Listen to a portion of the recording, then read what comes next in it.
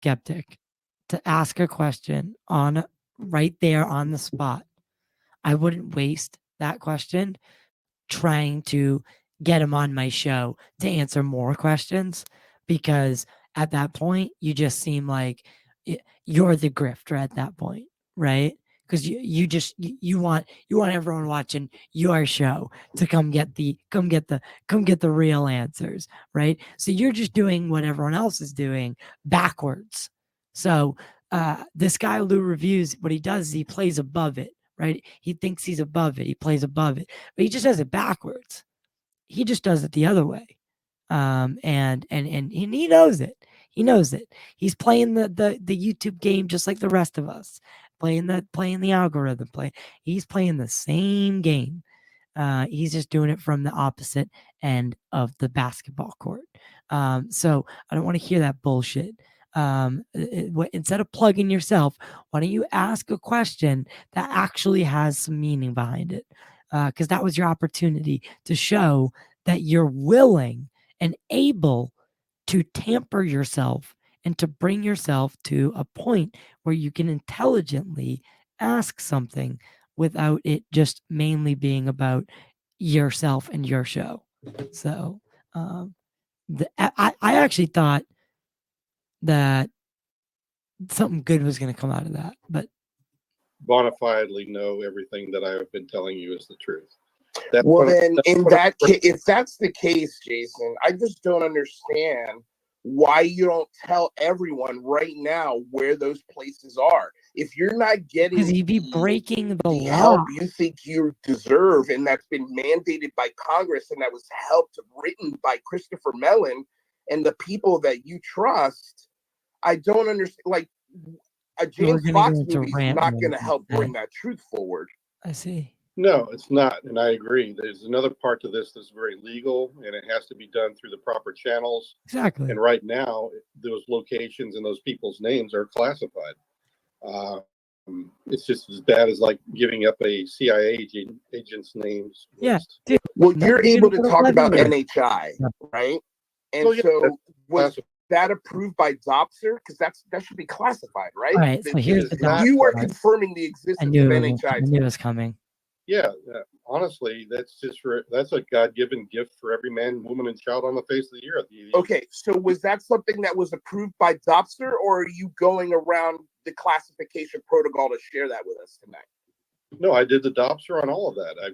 Okay, so the Dopster lets you talk about the existence of non-human intelligence, and that is a fact according to you, but you can't tell us the program that it was involved with? The program name is classified, and the program itself is classified. But not the NHI? Yeah, not the NHI. How does that make sense? I addressed that earlier. If you were in earlier, you would have heard me say, because the NHI are not part of our... So I'm pausing the show. I'm pausing it again to bring this up. Again, all Lou Reviews is doing right now is yelling and screaming about tell us the program and where it is and break the law. Like it that this is how legal channels do work. It's the same thing with David Grush. David Grush was through the Dopser process. Is in fact allowed to talk about the existence of non-human intelligence because the fact of therefore remains unclassified. That it's unclassified in nature, right? But the program names, your sources, methods, and means, all that is classified. So if all that is under a top secret, probably an above top secret clearance, let's not get it untwisted. There is no way in hell that you can come out and just start saying them on a fucking Twitter space. My God. Whew. Lou, come on, man. You know you're smarter than that. Act your age, not your shoe size. Government. They don't care what our classification is. They don't care what our government says. They don't care what you say about it. They don't play by our rules. They're NHI. All right, Lou tripped over his shoelaces. What's going on, Matt? And then we'll get to Rob and then JJ. Thank God. Move the Good question. on. Jason, Move thanks a million the times over on. again. If you're tired of hearing it yet, sorry. And it's just a shot of adrenaline for everybody here. It's just real encouraging. And yeah, dadgummit, Sarah earlier Dadgummit. kind of preempted where my question was going but not quite. So I was going to ask not so much about the culture and maybe, as she put it, the social context of the Fight Club, let's say, to use your metaphor from earlier, when I first broached the topic with you of the insiders and where is everybody, is I think the way I framed it earlier in the space. But I want to know more about the psychology of them so that we can better understand what is it going to take to get them where you are, because that's, for me, that's one of my favorite parts of the space so far. Just like, it's like representative of our collective potential to choose and forge our own path forward, as you've kind of alluded to throughout this, and that is that your kind of evolution and waking up, perhaps spearheaded by your contact event on the range, and then it's like, that kind of woke you up and you percolated and processed it for a while, and then the way you talked about yourself, that's just so, and the way it changed you, that was powerful. And that just powerful. Again, for me, and I think other people, if they don't know it, that compounds your credibility infinitely, because that's where we all need to go collectively. So I want to know, what does it take to get those other Fight Club members? What do they need to experience? So that's the first part of my question. If you could say anything more about perhaps not just the culture, perhaps their psychology, like why are so many of them stuck where you were? Is it because they didn't have that experience like you did, or similar experience? And then perhaps just along those same vein, like, this stuff gets weird, and I think as the space has gone on, I've gathered that particularly in the last couple of years, maybe you've made some more contacts and had some real insights from people more in the know and on different levels.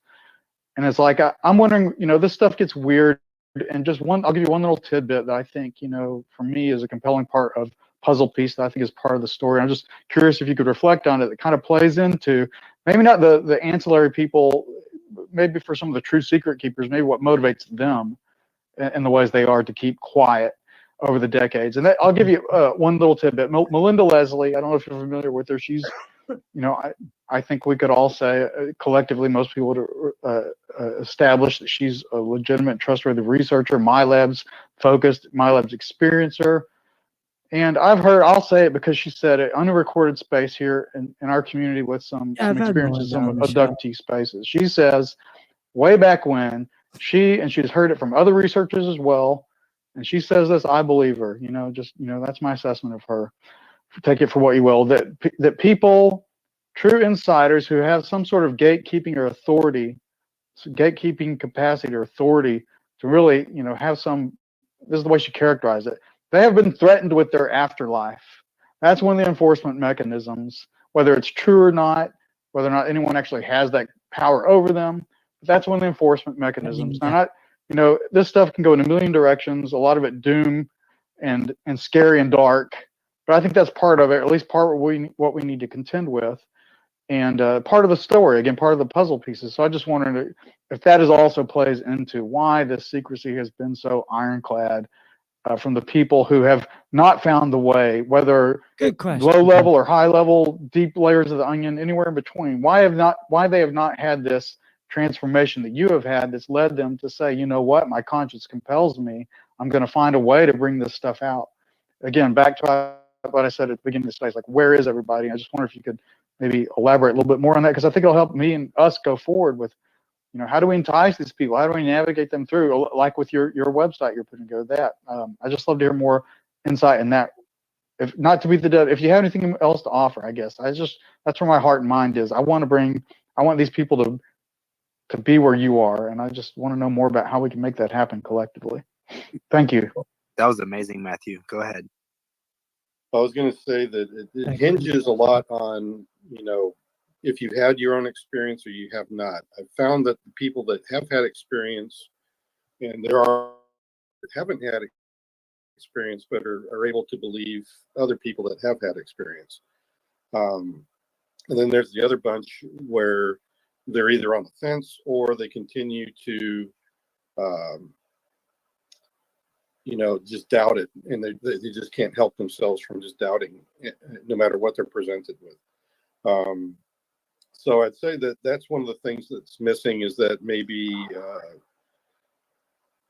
experience wise, it's just that the psychology of it all has to do with that level of belief. And then the gatekeepers, yes, there is a very realistic threat to their careers, if not their family, maybe even bodily harm. I doubt bodily harm, but bodily harm is the thing back in just not being sure what they will do to you if you're still in the program and you're doing something that you think is risky. And as I've said, I'm out of the program, been out of it for many years. I'm wondering. So it's one of those things where you have got. I'm wondering if we missed the part where I was unable. The space was not recorded. It was impromptu. Didn't know that this was going to happen.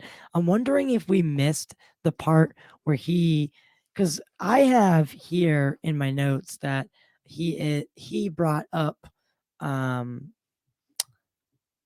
various things that there's still a lot of time left on this, but it not on the space aspect.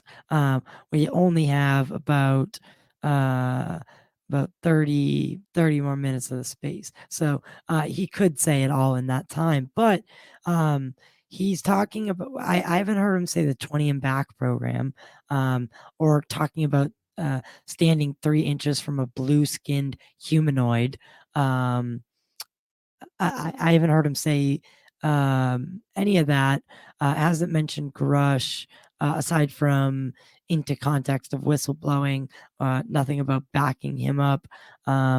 So here are some of the things. So asked, when will you reveal the name of the I think I'm getting that this was already asked, because he keeps referring to it. So that's why I'm going to say it now. This is my notes from the Reddit thread. When will you reveal the program name? When will this be public? His answer, I would say it would occur when the Fight Club of whistleblowers is finally able to meet and piece this all together amongst ourselves.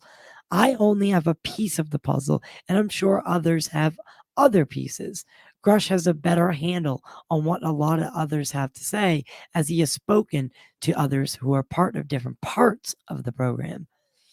When in the program, he would get called into it on a Friday evening at X hour, for example, in 4 p.m., and would leave for 2 weeks and couldn't tell anybody. He had a cover with his bosses and higher ups who asked, "Where's Jason?" And they would say, "Don't worry about it. He's doing some work for me." When asked about NHI agreements, cooperative efforts between human and NHI, any of the efforts taking place, Jason told them in classified environment, he feels they've done a disservice with it. If they went to the locations suggested in his testimony that he gave to the Senate and to the House, various members of both, and even if they took Jason with them, then they would have all the info that they need. There's another part of this besides simply a documentary that is legal in nature and is currently classified. And that's where I think we're getting up to speed. I think that's where we're coming into now. Because this is where the notes go into the DOPSER program classification. NHI fact is not classified inherently, which is enabling these men to talk about non-human intelligence because it is not inherently classified in its nature, and you wouldn't be able to. So it's arrogant to say otherwise. To come to grips with it yourself. And so he's claiming first-hand witness. So that's one of the things. Now, if I was trying to get things to a better place or psychologically with everybody, NHI, is to do what I'm doing right now, and that is to allow people to talk to